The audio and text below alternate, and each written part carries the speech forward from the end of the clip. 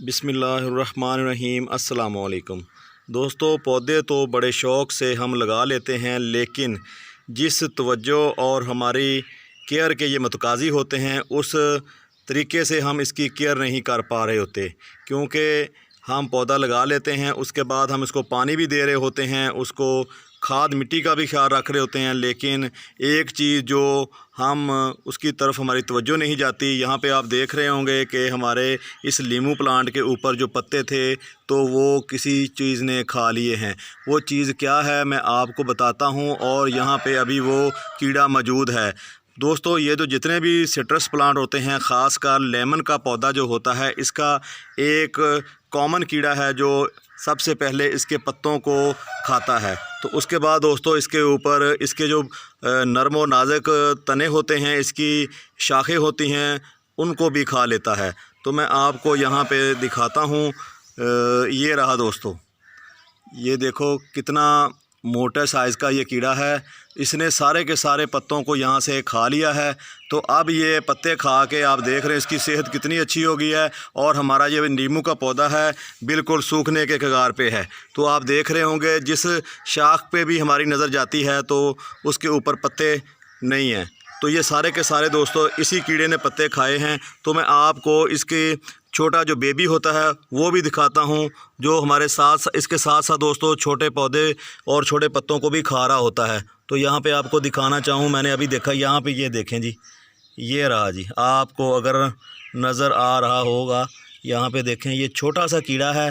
तो इसने यहाँ से इस पत्ते को खाया है। तो देखें ये कितना छोटा कीड़ा है, लेकिन अपना काम प्रॉपर तरीके से कर रहा है। तो इसलिए मैं कहता हूँ कि पौधों को लगाने के बाद हमें इनके ऊपर भरपूर तवज्जो देनी होती है, जो हम दे नहीं पाते। दोस्तों, अगर आप अपने पौधों को सेव करना चाहते हैं इन कीड़ों से, बीमारियों से, तो हमें अपने पौधों के ऊपर पूरी तवज्जो रखनी होती है। तो यहाँ पे आप देखें, इसने दोस्तों पौधे के साथ अपनी जो मोहब्बत का इजहार कुछ इस तरह किया है कि इसने अपनी तने के साथ बिल्कुल पेवस्त कर लिया है। तो आप यहाँ पे देख रहे होंगे एक जाला सा इसके मुंह से निकल रहा है, तो वो पौधे के साथ जो है ना चिपका हुआ है। तो ये देखें हमारे पौधे के सारे पत्ते इसी कीड़े ने खाए हैं। खुद देखो ये कितना मजबूत बन गया है, और हमारा पौधा जो है वो सूखने के, ये देखें ये क्या सूरत हाल की है, हाथ से ही रिमूव करना पड़ेगा। ये देखें जी। तो दोस्तों, अब बात करते हैं कि अपने पौधे की ग्रोथ को तेज़ी से बढ़ाने के लिए इस स्टेज के ऊपर आपका अगर ये पौधा है, छोटा पौधा है, आपने अभी अभी लगाया है या लगाए हुए आपके पौधे को तकरीबन 2 माह हो गए हैं, तो इस स्टेज के ऊपर हमें सिर्फ़ और सिर्फ पौधे से इसकी ग्रोथ चाहिए होती है। इससे दोस्तों बड़ी बड़ी ब्रांचें चाहिए होती हैं, ताकि हमारे पौधा जल्दी से जवान हो। जैसे ही पौधा जवान होता है, बड़ा होता है, उसके ऊपर उसी हिसाब से उसी तेज़ी से दोस्तों फूल आते हैं और उसके ऊपर लेमन बनते हैं।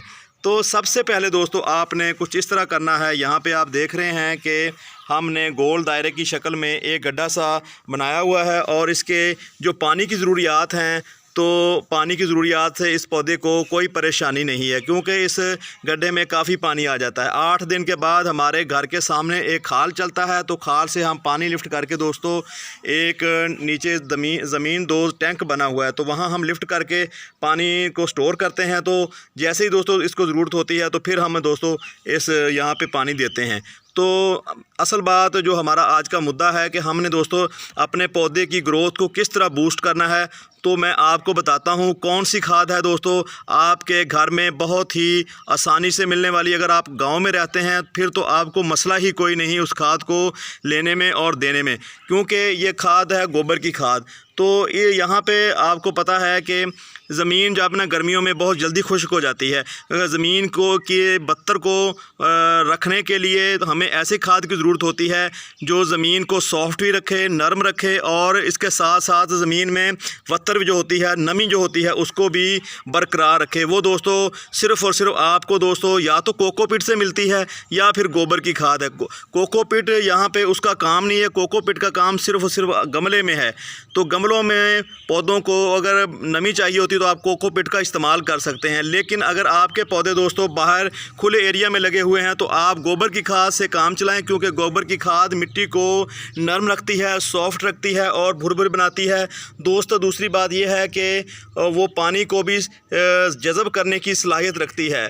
तो दूसरा ये प्योर ऑर्गेनिक खाद होती है और इसके साथ साथ दोस्तों इसमें वो सारी चीज़ें मौजूद होती हैं जो हमारे पौधे की ज़रूरियात होती हैं। इसमें नाइट्रोजन काफ़ी मकदार में होती है, क्योंकि इस स्टेज पे हमारे पौधे को नाइट्रोजन मिलेगी तो दोस्तों इसकी दोस्तों ग्रोथ होगी। तो यहाँ पे देखें अभी इस पौधे की ग्रोथ जारी है।